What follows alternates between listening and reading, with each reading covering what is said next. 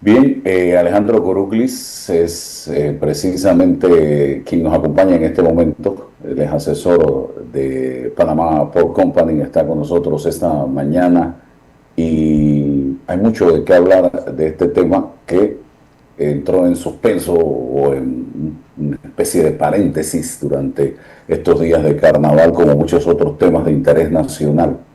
Y yo sí quisiera comenzar esta entrevista, Lisbeca, ingeniero Blandón, con el aspecto de la afectación que puede tener precisamente las operaciones de los puertos de Balboa y Cristóbal, operados por Panama Port, con el fallo reciente de la Corte Suprema de Justicia y también las medidas que está tomando el Ejecutivo al respecto. Queremos conocer su posición en torno a este tema para comenzar esta entrevista. Bienvenido, señor Curuplis.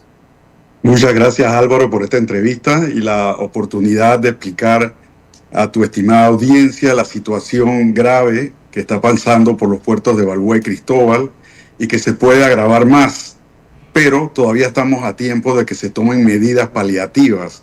Por eso que estamos dando esta entrevista en nombre de la empresa.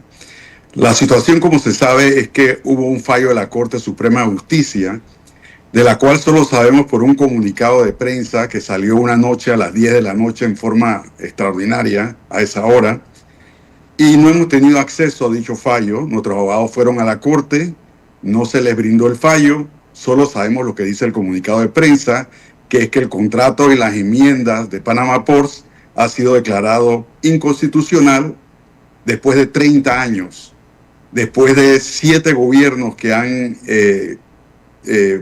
aprobado acciones con este contrato, asambleas legislativas, y que la empresa ha hecho inversiones significativas, la más grande de la industria portuaria en Panamá a través de esos años, basado en leyes y en contratos que fueron redactados por el propio Estado.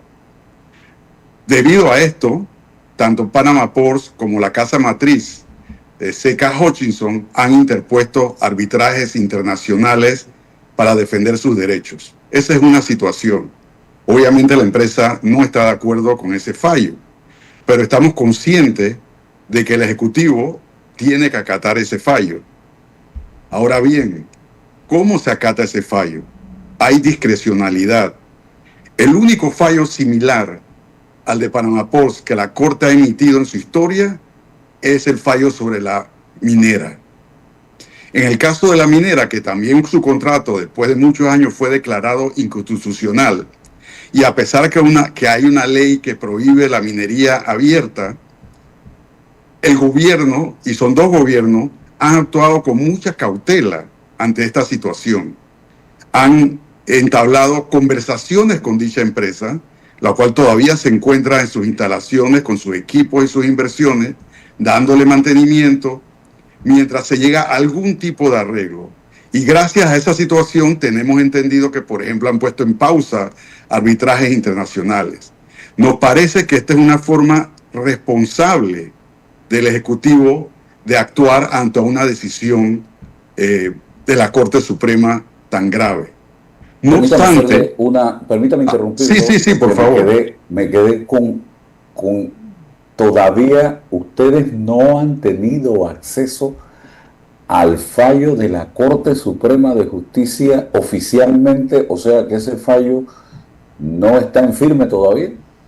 Sí, el fallo no está en firme. El fallo solo estará en firme para afectar a terceros, o sea, Panama Ports, cuando sea publicado en la Gaceta Oficial. 3 semanas. Sí, lo cual todavía está pendiente. Ahora bien, después te cuento cuáles serían las consecuencias de esa publicación. Pero como te estaba diciendo, ¿no? Se ha adoptado una actitud razonable y cautelosa con la minera que, en nuestra opinión, beneficia al país, porque no es una buena idea entrar en conflictos de arbitraje que, si hay condenas al país, lo tienen que pagar de los impuestos de todos los panameños. Así que nos parece que esa es la correcta forma de afrontar estas situaciones. Sin embargo, en el caso de Panama Ports, y basado solo en un comunicado de prensa, se han anunciado medidas de qué van a pasar a continuación. Y las medidas literalmente un desalojo de la empresa. Se anuncia que la empresa danesa Maersk es la que va a hacer la transición portuaria, una empresa que no está ahora mismo en los puertos. Esa situación es altamente irregular y considera la empresa a tal punto de la gravedad de esta situación que CK Hutchison emitió un comunicado internacional la semana pasada que indica que si el fallo es publicado en la Gaceta Oficial y entra un tercero a tratar de administrar los puertos de Balboa y Cristóbal, las consecuencias inevitables sería una paralización de los puertos de Balboa y Cristóbal, no por razones de Panama Ports, sino por razones totalmente prácticas que no se están tomando en cuenta en estos momentos. Ingeniero Blandón. Buenos días, Leandro. Un placer tenerlo a usted con nosotros en la mañana de hoy para que nos aclare alguna cosa. Gracias, doctor. Primero, antes de hablar del fallo, primero quiero preguntarle, usted como un hombre de mayor conocimiento que nosotros en esta materia, en el caso de Maersk, ¿es una compañía danesa o es una compañía que pertenece a otro país? Es danesa, definitivamente es danesa, europea. Porque escuchaba al presidente ayer, o por lo menos escuchaba, no, y vi una reproducción de sus palabras en la que, producto de la decisión que Europa habría tomado, solo 3 países quedaban fuera de Panamá, no podían tener inversiones en Panamá. Si Dinamarca está en parte excluida de esas inversiones, ¿cómo puede Maersk hacer inversiones en Panamá? Sí, es algo que nos llama poderosamente la atención y hay que tomar en cuenta lo que estaría pasando. Maersk y su filial que se llama APM, que maneja puertos, tienen una gran presencia en Panamá. Ellos, además de que manejan mucha carga en Panamá, también adquirieron el ferrocarril de Panamá recientemente. La concesión del ferrocarril de Panamá fue renovada automáticamente, igual que la de Panamá Port, que fue declarada inconstitucional, y tiene casi las mismas condiciones que el contrato de Panama Ports, todas las que se le ha criticado. Fue renovado automáticamente solo para ser vendido a Maersk, sin ninguna participación del Estado panameño. Y si ahora se le entrega los puertos Balboa Cristóbal, se le entrega como si nos estuvieran haciendo un favor, los puertos de Balboa, Cristóbal y el ferrocarril, prácticamente estaríamos entregando el centro logístico de Panamá a una sola empresa, a una empresa europea. Eso le daría una ventaja que podría calificarse como un monopolio. Y creemos, con la experiencia que tenemos, que las otras líneas navieras no verán eso con buenos ojos. Por ejemplo, Mediterranean Shipping Company, que es la línea naviera número 1 del mundo, tiene el 90% de la carga en el puerto de Cristóbal. Ellos no se van a sentir cómodos, en nuestra opinión, siendo manejados por la competencia.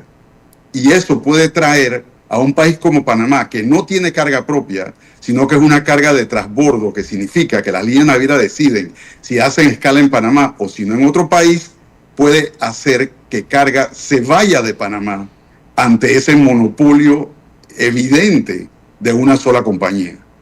Ahora, otra pregunta vamos a suponer que se publique en Gaceta Oficial el fallo de la Corte y entonces el fallo de la Corte cobra vida jurídica en términos cumpliendo todos los requisitos. ¿Cuál sería el efecto de esa decisión en la demanda que Panama Port ha puesto? Bueno, en primer lugar, sería el efecto práctico, que es lo que más nos preocupa en este momento como panameños y como país, que es que si se publica el fallo en la Gaceta Oficial, la concesión de Panama Ports se extingue y por lo tanto no tiene facultad de operar.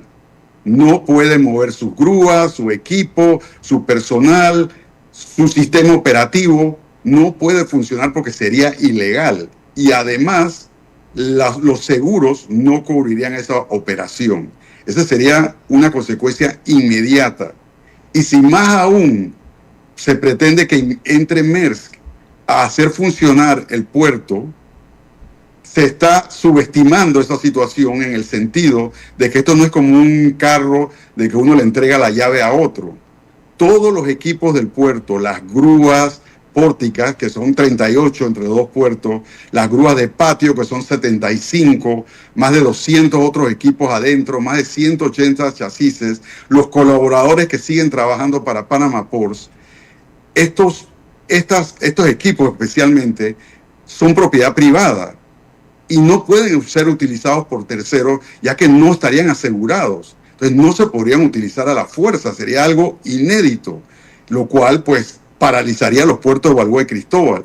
Y más aún que los equipos, para que los puertos funcionen, se necesita un sistema operativo tecnológico muy eficiente. Es el sistema que te dice por computadora todos los contenedores que están en el patio, en dónde están posicionados, a qué barco van, cuando se bajan contenedores en un barco, hacia qué parte del patio hay que ponerlos. Y ese sistema operativo cesaría de funcionar automáticamente cuando se publique el fallo, ya que eso es propiedad intelectual de Panama Ports que no tendría concesión. Ahora, entonces, bien. Alejandro, Bien. primero le doy una opinión mía, no suya, la doy como panameño. Sí. Tanto en el fallo de la mina como en el fallo de Panama Ports, la Corte ha hecho algo que la Constitución no se lo permite. Porque el Estado panameño, en el caso de Panama Ports, es codueño con porcentaje de las acciones de Panama Ports y es una potestad del Estado hacer esas concesiones. O sea, eso no es la Corte la que decide quién hace esto. Creo que la Corte, en ambos casos, es una opinión mía. Le doy esta opinión igual pasó en la mina. Pero en la mina, la actuación del gobierno ha sido más mesurada. Está viendo con la empresa qué se debe hacer. De hecho, estamos en un proceso de recuperación y ya hay más de 600 trabajadores reincorporados en la mina haciendo trabajos y mantenimiento a todo el equipo que está ahí. En el caso de los puertos, ¿por qué podríamos entender que la no publicación de esto, como no lo hace legalmente todavía, estaría Panamá dispuesto a entrar a una negociación con el gobierno de la República de Panamá con respecto al futuro de Panamá, cómo manejarlo en el futuro? Por supuesto que sí, ¿no? En primer lugar, estamos de acuerdo con su opinión sobre los fallos recientes de la Corte de la Mina y Panama Ports. Mandan un mensaje muy peligroso sobre la seguridad jurídica a nivel internacional, porque como le decimos a un inversor que usted viene, le damos contratos ley redactados por el Estado, lo pasamos por la Asamblea Legislativa, por varios gobiernos y le requerimos que hagan grandes inversiones y de repente 30 años después le van a decir que todo estuvo mal hecho. La empresa no hizo las leyes ni los contratos. Esto no es una seriedad suficiente para atraer inversiones. Pero la razón que estamos dando en esta entrevista y que la Casa Matriz ha emitido un comunicado es precisamente eso. Estamos a tiempo de conversar. Mientras no se publique el fallo en la Gaceta Oficial, ni entre un tercero a la fuerza a tratar de manejar puertos que no lo van a poder en el sentido práctico, se puede conversar para una salida a esta situación, tal como se hace con la mina o diferente, pero conversando. Ahora, nosotros tuvimos, si me deja profundizar, tuvimos reuniones diarias con altos funcionarios del Ejecutivo, con el director de la Autoridad Marítima de Panamá, con el viceministro de Economía, que se acercaron al puerto con la intención de conversar y ver cómo podíamos salir adelante. Nos pidieron información que estábamos proporcionando, pero cuando les dijimos, bueno, ¿cuál sería el plan? ¿Qué vamos a hacer si se publica este fallo? Esperábamos una respuesta como, por ejemplo, le podemos dar una licencia provisional para operar, porque los puertos siguen operando eficientemente, no hemos parado en ningún momento. Se puede dar una licencia provisional para que siga operando antes de que se publique el fallo, para entablar conversaciones, como digo, a una salida razonable. pero la respuesta que recibimos fue, la verdad que la empresa es la que tiene más experiencia en esto, así que ustedes pueden proponer. Y nosotros le dijimos, pero ¿cómo nosotros vamos a proponer una situación que nos ha caído como un balde de agua fría, ¿no? Una situación involuntaria. Necesitamos pasos específicos para poder seguir operando, porque si no, de un día a otro va a haber el caos. Claro. Desde ese momento no hemos tenido más reuniones. Okay. Entonces, solicitamos que esas reuniones se reanuden, pero a nivel de la casa matriz, C.K. Hutchison, con altos funcionarios del gobierno, porque son ya a ese nivel que se están tomando las decisiones. Ahora, se ha hablado de que Hutchison ha actuado poniendo un ultimátum al gobierno de la República de Panamá. Yo quisiera conocer su opinión, pero puedo emitir alguna. En este caso, el contrato le prevé a Hutchison presentar los recursos igual que le prevé a la mina, que quieran. Para eso existen estos contratos. Y dentro de los contratos siempre hay cláusulas. En el caso de que no hubiese acuerdos entre el gobierno y el concesionario, ir a los tribunales internacionales a decidir esto, porque estamos hablando de inversiones multimillonarias. En el caso de Hutchison, esta es mi pregunta ahora. Este es el único puerto en Panamá de esta categoría que ha ido a licitaciones. Los otros puertos no han ido a licitaciones. Un cambio en la estructura de Panamá Hutchison, para poder que tenga razón de ser, tendría que ser un cambio a las otras empresas navieras que operan en las áreas del canal, ¿no le parece? Bueno, sí, en efecto, no hay ningún ultimátum, todo lo contrario. Por eso estamos dando estas declaraciones y comunicados para sentarnos a conversar con el Estado a la mejor solución para el país y para la empresa, lo mejor que se pueda en estas difíciles situaciones. Cuando estamos hablando de las consecuencias, son consecuencias que se escapan de nuestras manos si no se toman las medidas para poder seguir operando en una situación como tal. Ahora, perdón. A este punto, a mí me tocó por experiencia ser parte de este proceso en la administración del presidente Pérez Valladares, en donde nosotros recibimos los puertos, toda esta área portuaria de revertidas a Panamá, en condiciones en las que no había puertos. O sea, lo que usted está viendo ahí ahora mismo como el sistema portuario panameño es un sistema construido post la salida de los Estados Unidos de esos puertos, y tuvimos que partir de cero. Lo hicimos. Entonces, la pregunta que le quiero hacer es, si ustedes, Panamá Port, tienen intención de conversar con el gobierno, ¿podríamos entonces el Estado panameño, ahora me cuento como parte del Estado panameño, no como gobierno, oficiales de gobierno, no represento oficialmente absolutamente nada, renegociar algunas cosas importantes de los puertos? Porque hay que entender claramente que en el mundo moderno actual, los puertos, tanto aquí como en el mundo, tienen formas casi homogéneas de manejarse. No es que nosotros hicimos una cosa y en Ámsterdam se hace otra cosa, o en Rotterdam se hace otra cosa, o que en la costa este de los Estados Unidos se hace. No, hay una política internacional que gobierna todo esto, este sistema portuario internacional. ¿Ustedes estarían dispuestos a discutir con el gobierno panameño una mejora de la participación del Estado en los ingresos? Por supuesto, como usted dijo, el Estado es socio de la empresa. Al ser declarada inconstitucional la concesión, se puede renegociar absolutamente todo y la empresa está totalmente dispuesta. Como usted dijo, es la única operación portuaria que fue otorgada a través de licitación pública. Por eso que no entendemos ahora cómo se podría entregar a un tercero elegido directamente para introducirse en medio de una transición.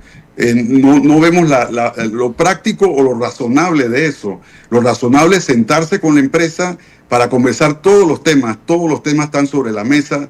El contrato contemplaba eso, de que se podían sentar las partes a conversar, y sería lo ideal, primero para evitar que los puertos se paralicen, que no queremos que eso ocurra, por eso estamos hablando. Eso va en contra de nuestra tradición como empresa de que pase algo así, y estamos a tiempo de evitarlo.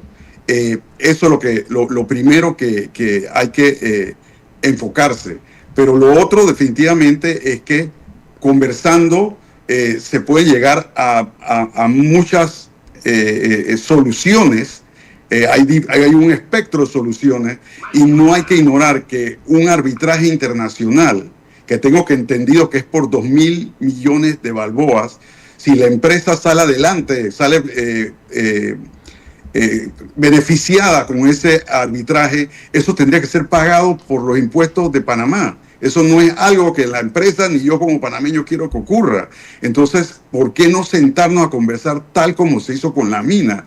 No es correcto dejar esa bomba de tiempo para un gobierno futuro, porque eso a veces toma años, que de repente caiga una sentencia en contra de Panamá. No es lo que busca la empresa y se puede evitar conversando.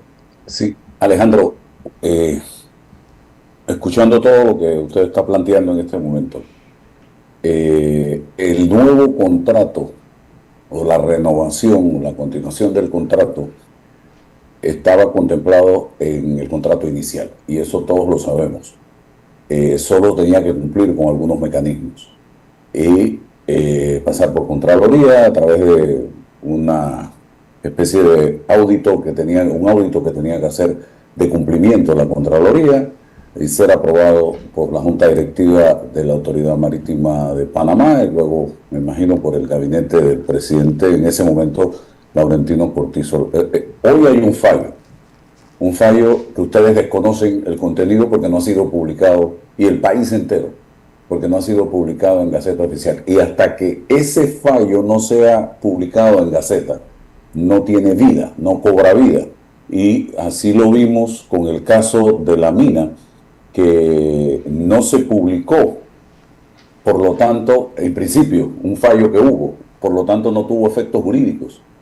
La pregunta que yo me hago, si entra la empresa Maersk a los puertos de Balboa y Cristóbal, estaría cometiendo una ilegalidad la empresa. Y segundo, todo ese equipo que usted mencionó hace un momento y que está valorado en millones y millones de dólares, ¿a quién le pertenece en este momento cuando el contrato todavía está vigente?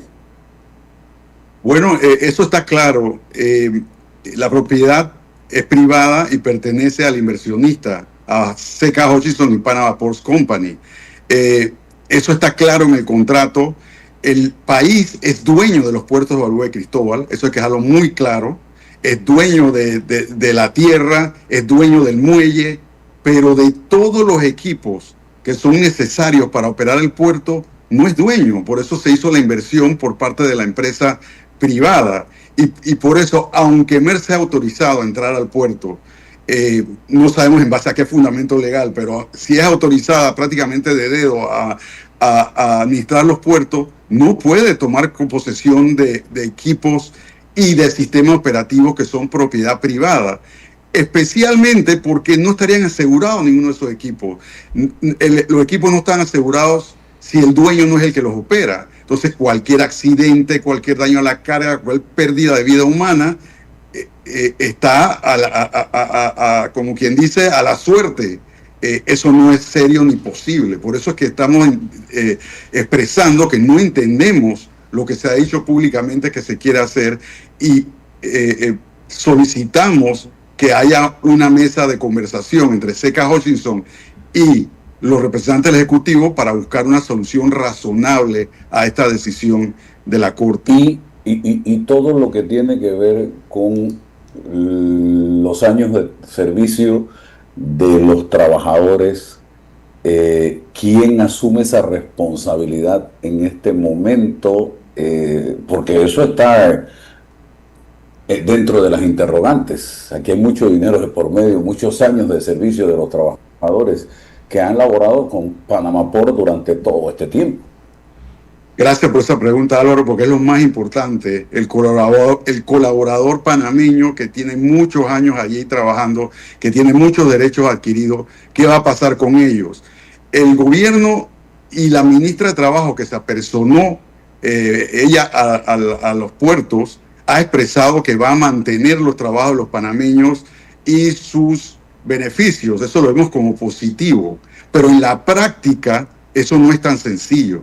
Por ejemplo, cuando se privatizaron los puertos, los trabajadores de la autoridad portuaria pasaron a ser trabajadores de Panama Port Company, pero no pasaron así sencillamente, no es que simplemente se firmó un papel y pasaron, hubo una negociación, hubo liquidaciones. El Estado panameño tuvo que pagar más de 30 millones de balboas en ese tiempo. ¿Qué va a pasar ahora? ¿Quién se va a encargar de esos derechos de los trabajadores si Panama Ports no tiene concesión ni tiene acceso a los ingresos de los puertos?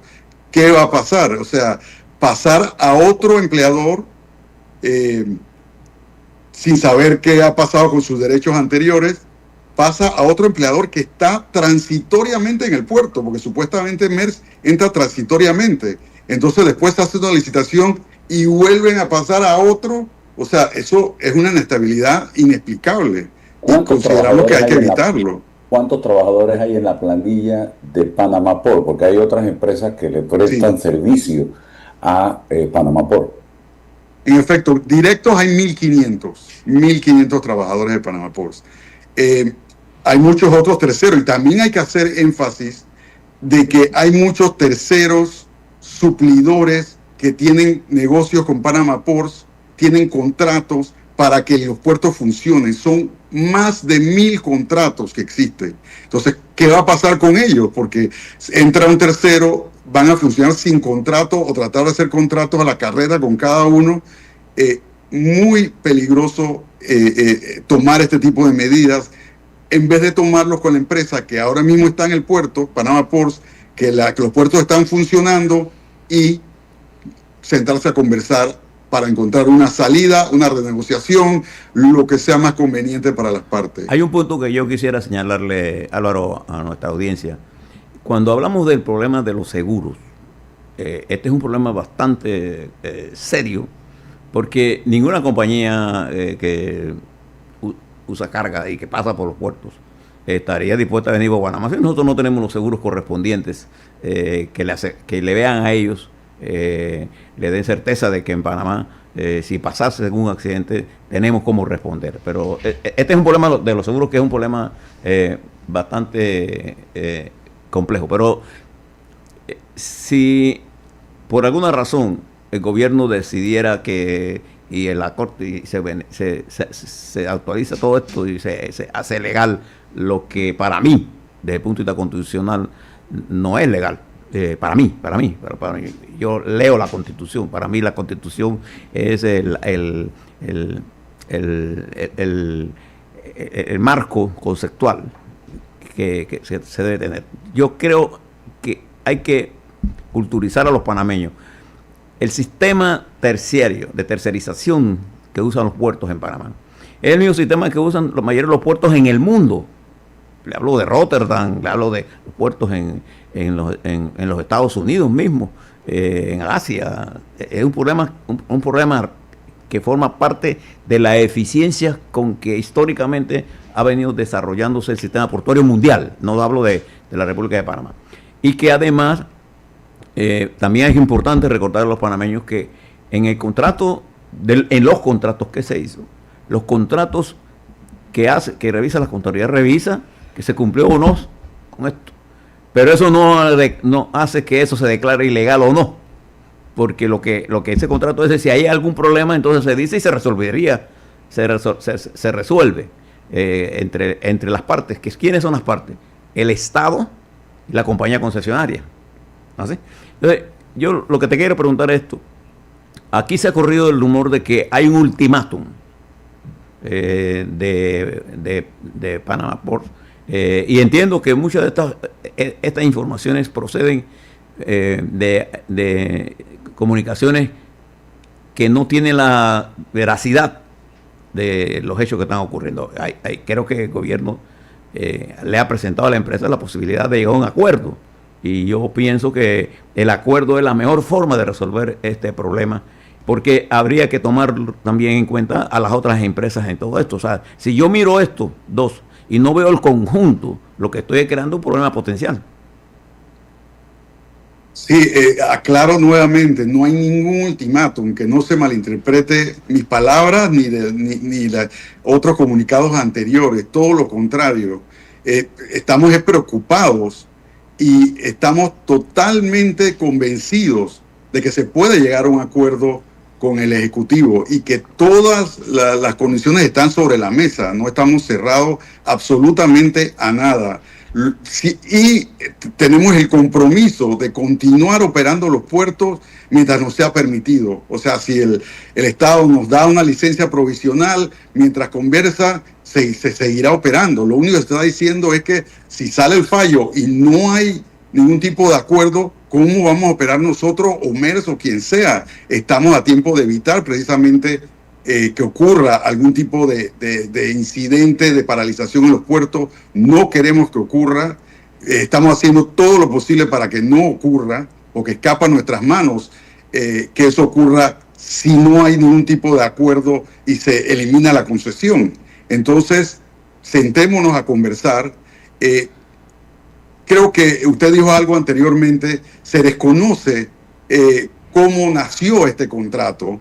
El mismo presidente Pérez Valladares habló recientemente que ninguna empresa o muy pocas empresas estaban dispuestas a invertir en los puertos de Panamá porque no estaban desarrollados y Panamá no tiene carga. La carga que pasa por Panamá es de transbordo, o sea, de escala. Viene un contenedor de Asia, hace una escala en Panamá y de Panamá se reparte a Estados Unidos, se reparte a América del Sur. Entonces es un asunto de logística que se puede hacer en otros países como México, como el Caribe, Colombia, Costa Rica.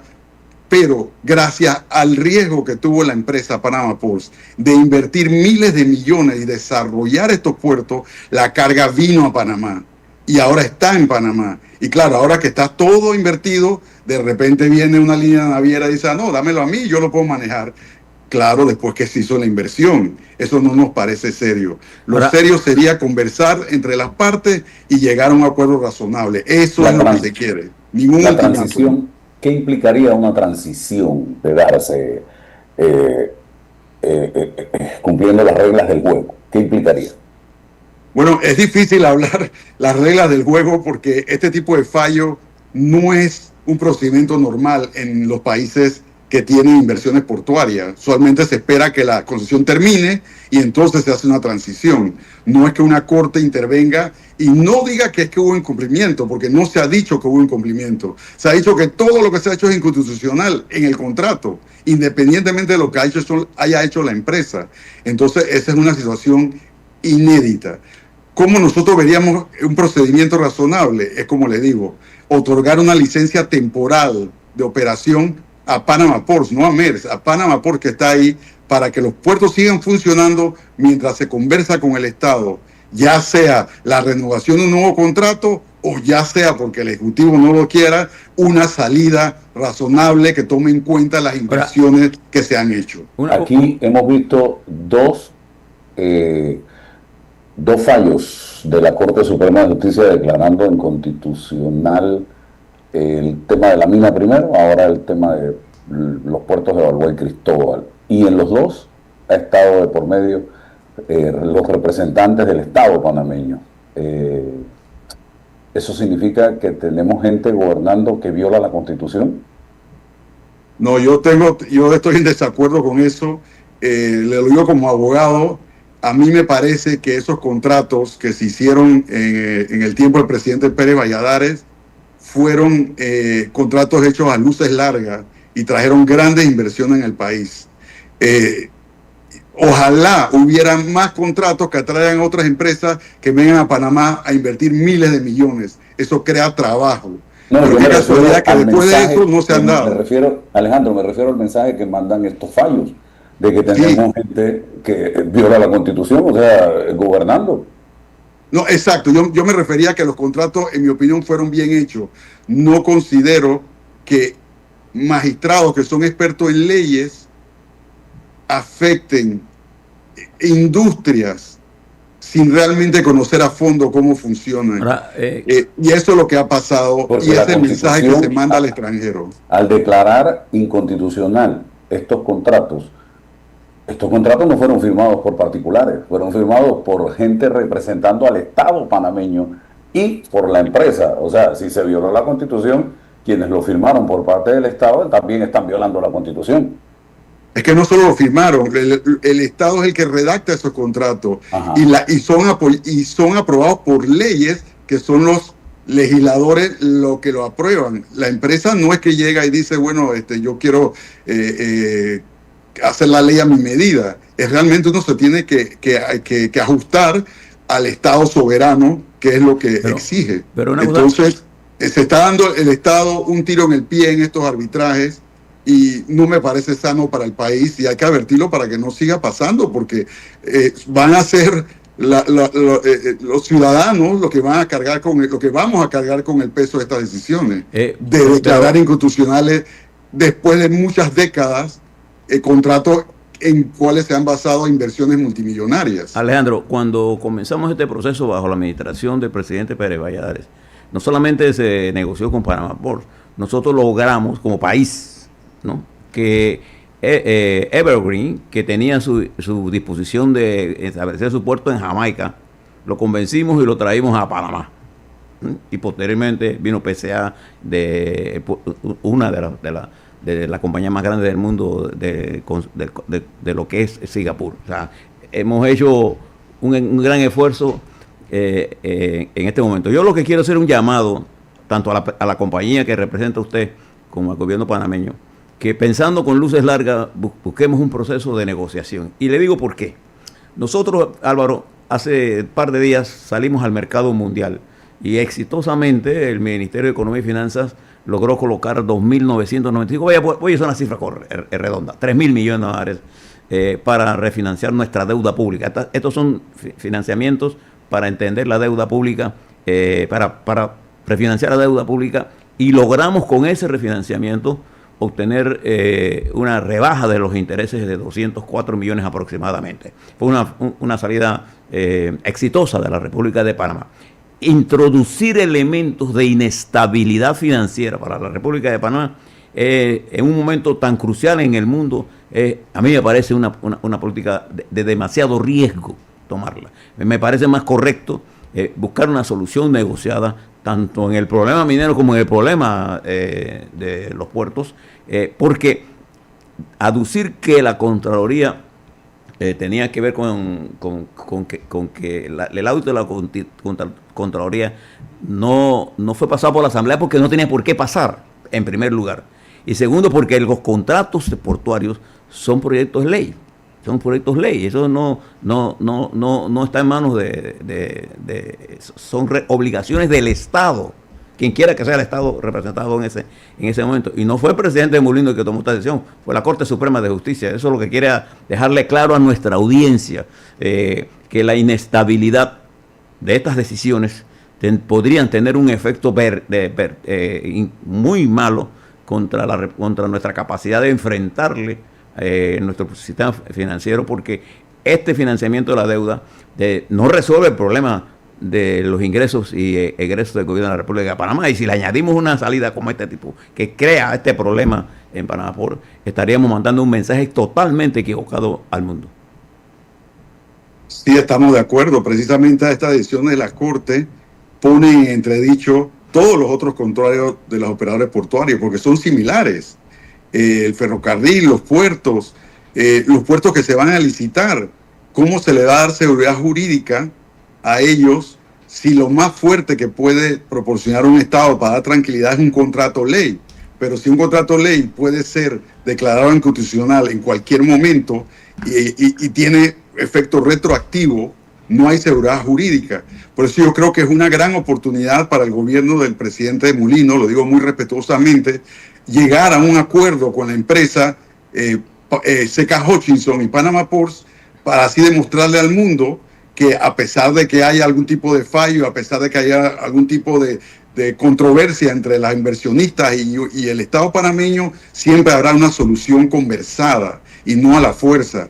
Y estamos seguros que si somos escuchados y se da la oportunidad de esa conversación, será mucho mejor para el país. Cierro, ya tengo a Alicia Jiménez con nosotros de Fede Cámaras, vamos con ella en breve. Señor Gurugli, usted habla y ha mencionado mucho el término negociar, dialogar, conversar con el gobierno, llegaron a acuerdo con el gobierno, ha hablado de una temporalidad. Esto pudiera significar, ok, negociamos la salida de Panama Port de Cristóbal y Balboa. ¿Eso puede significar? Sí, obviamente nosotros preferimos renegociar un nuevo contrato para permanecer en los puertos de Balboa y Cristóbal. Pero si esto es una decisión entre dos partes y si esa no es la decisión del Estado, nosotros estamos dispuestos a negociar todo, inclusive una salida, por supuesto. Ok, bueno, gracias Alejandro Guruglis por estar con nosotros, parte del equipo de asesores legales de Panama Port en estos momentos. Que tenga excelente día. Muchas gracias, Álvaro. Muchas gracias, ingeniero Blandón. Gracias.